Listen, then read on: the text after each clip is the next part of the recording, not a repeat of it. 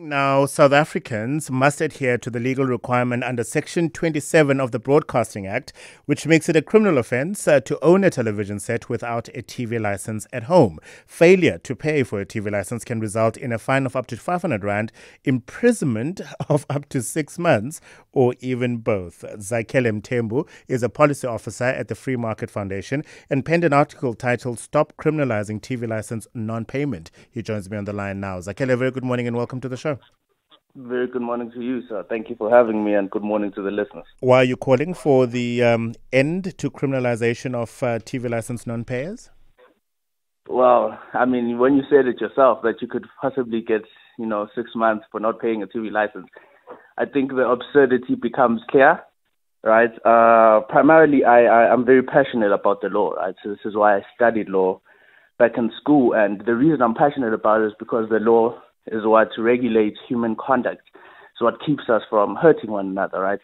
So I have a personal interest outside of my ideological inclinations to, see the law respected. I'm part of the Rule of Law Project at the Free Market Foundation. So what the TV license is as a crime is actually the perversion of law, right? Because law ideally is supposed to protect people who harm the interests of other people, right? If you hurt someone's body or you hurt someone's property, that's why the law would criminalize those actions. But when you have actions which do not hurt anyone, like for instance, not paying the SAPC the money it wants to fund itself through the TV license, that hurts no one.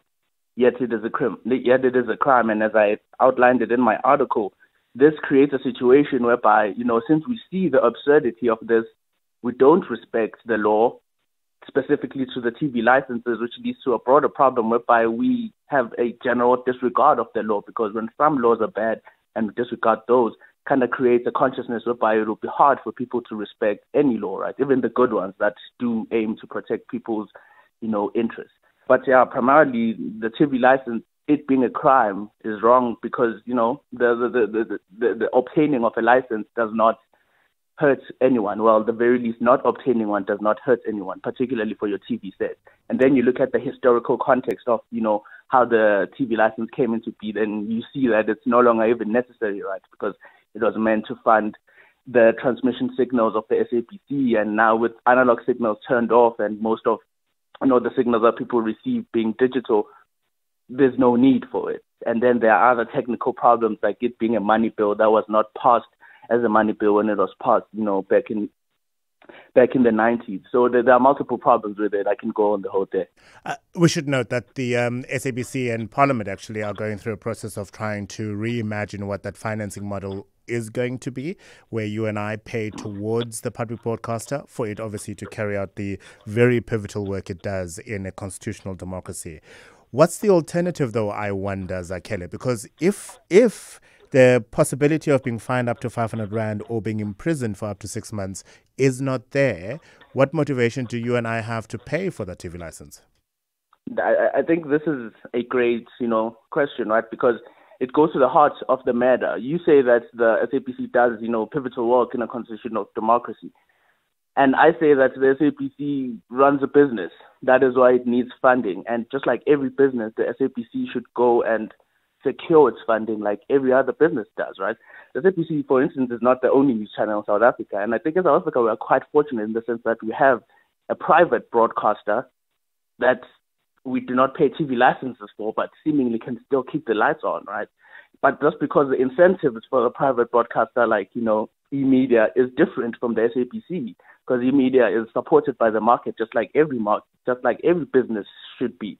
Whereas the SAPC can fail, it can run into losses, perpetually need bailouts, because it knows that it has over 50 million South Africans, or however many million South Africans who own TV sets, who are obligated to give it money. Therefore, the incentives for it to improve will not be there. So I think that in the reconsideration of the funding model, we must keep that in mind, right? Ideally, you want the SAPC to be self-sustaining, but the nature of governmental entities is that they tend to always run at a loss because the incentive for them to be sustainable is not there.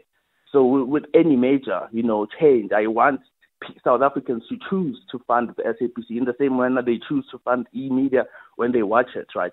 why can't you apply that standard to the SABC? I don't think the SABC has a divine right to exist, especially if that divine right is sustained by, unjust laws and me being forced to fund it. Even though, I haven't consumed any SABC media, I think, in over 2 years now, but I still had to pay a TV license as recent as this year. In a different morning, I would make very strong arguments as to why the public broadcaster needs to exist. I think it plays a pivotal role in the media space that commercial enterprises do not even think of playing, and we do need to find the financing model that works for everybody, and the TV license model is not it.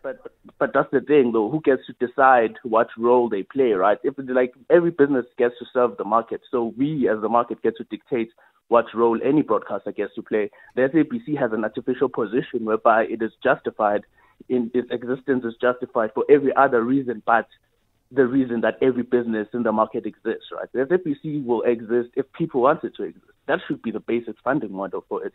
Let people choose to fund it, right? But when we eliminate that choice, we are saying that people will choose not to fund the SABC even though it's good for them, meaning that the people making that argument know what is good for people, even though those people choose differently. I find that to be pretty absurd. I think you'll find a very sympathetic audience on CapeTalk this morning, Zakhele. Thank you very much for your time and for writing the article. Zakhele Mthembu is a policy officer at the Free Market Foundation. You can go to their website to find the article titled Stop Criminalizing TV License Non-Payment. I think it's going to make for a very interesting read.